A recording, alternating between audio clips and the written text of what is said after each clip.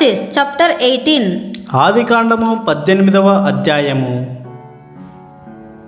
And the Lord appeared to him by the oaks of Mamre, as he sat at the door of his tent in the heat of the day. మరియు Mamre దగ్గరనున్న సింధూరవనంలో Abraham ఎండవేళ గుడారపు ద్వారమందు కూర్చొని ఉన్నప్పుడు యెహోవా అతనికి కనబడెను.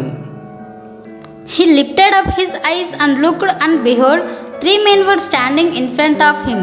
When he saw them, he ran from the tent door to meet them and bowed himself to the earth.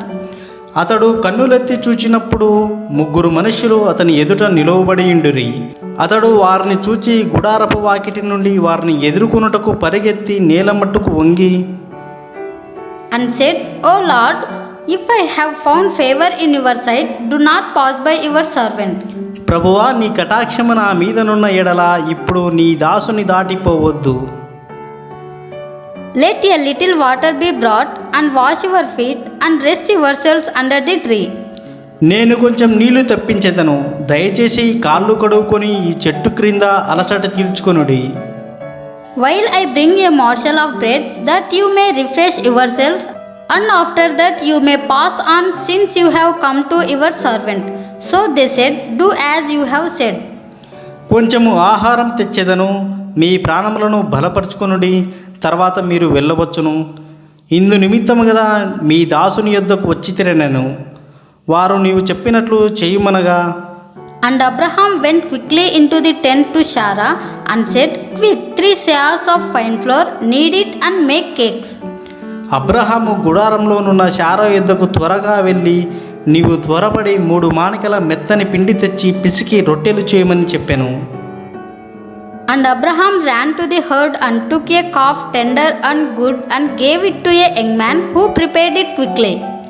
మరియు అబ్రహాము పశువుల మందకు పరిగెత్తి ఒక మంచి లేత దూడను తెచ్చి ఒక పనివానికి అప్పగించెను. వాడు దాన్ని త్వరగా సిద్ధపరిచెను.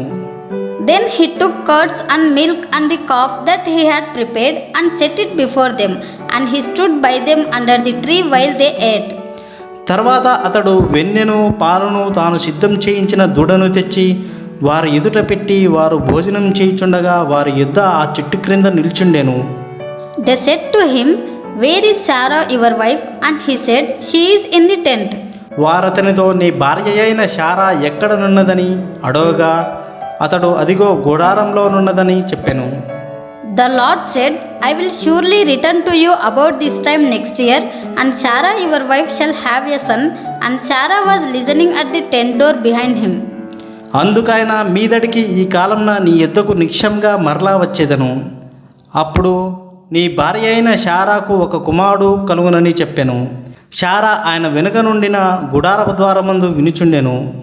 Now Abraham and Sarah were old, advanced in years. The way of woman had ceased to be with Sarah. అబ్రహామును శారాయును బహుకాలము గడిచిన వృద్ధులై ఉండిరి. స్త్రీ ధర్మము శారాకు నిలిచిపోయెను గనుక. So Sarah laughed to herself, saying, After I am worn out, and my Lord is old, shall I have pleasure? Sarah, నేను బలము ఉడిగిన దాననైన తరువాత నాకు సుఖము కలుగునా? నా యజమానుడును వృద్ధుడై ఉన్నాడు కదా అని తనలో నవ్వుకొనెను. The Lord said to Abraham, Why did Sarah laugh and say, Shall I indeed bear a child, now that I am old? అంతటా యెహోవా అబ్రహాంతో, వృద్ధురాలనైన నేను నిశ్చయంగా ప్రసవించెదనా అని Sarah నవ్వనేలా? Is anything too hot for the Lord? At the appointed time I will return to you about this time next year, and Sarah shall have a son. యెహోవాకు అసాధ్యమైనది ఏదైనా ఉన్నదా?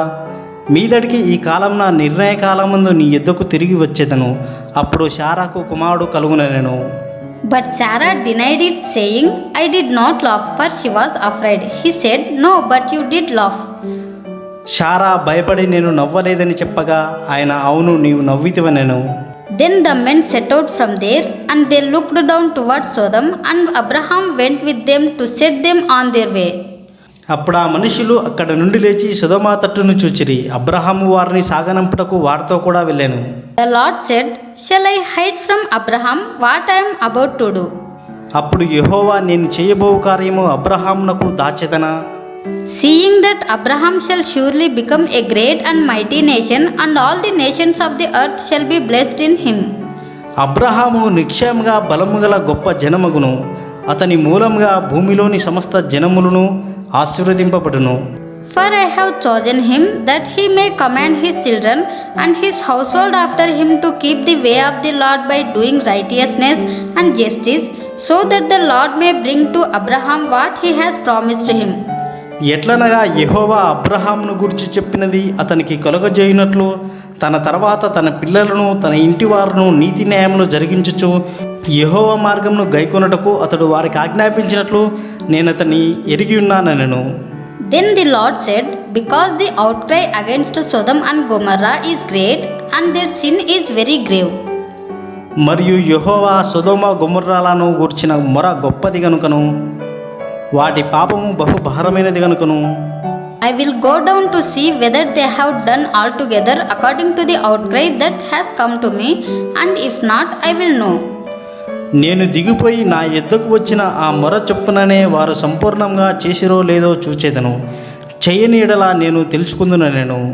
So the men turned from there and went towards Sodom, but Abraham still stood before the Lord. ఆ మనుషులు అక్కడ నుండి తిరిగి సొదొమ వైపుగా వెళ్ళిరి.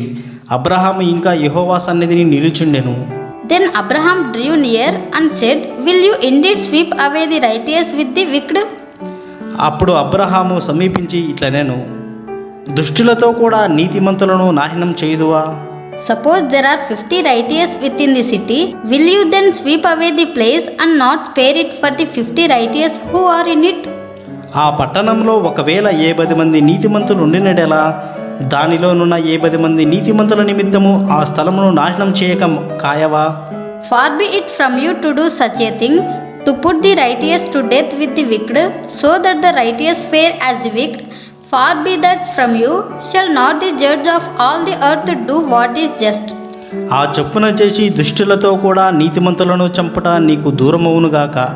నీతిమంతుని దుష్టునితో సమంగా ఎంచుట నీకు దూరమవుగాక.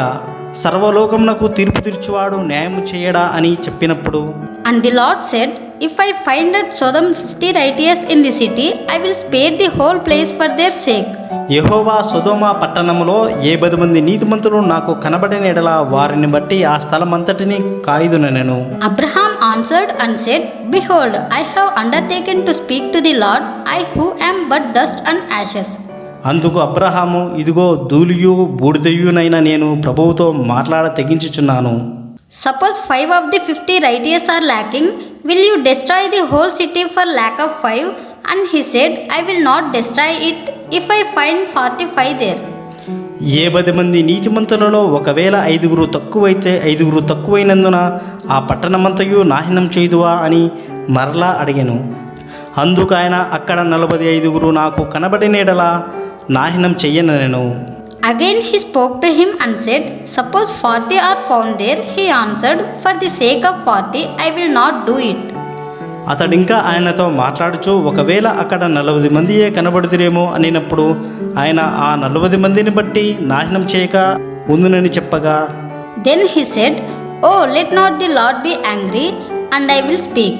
Suppose 30 are found there. He answered, I will not do it if I find 30 there. అతడు ప్రభువు కోపపడని ఎడల నేను మాట్లాడేదను. ఒకవేళ అక్కడ 30 మందియే కనబడుతురేమో అనినప్పుడు ఆయన అక్కడ 30 మంది నాకు కనబడిన ఎడల నాశనం చెయ్యనెను.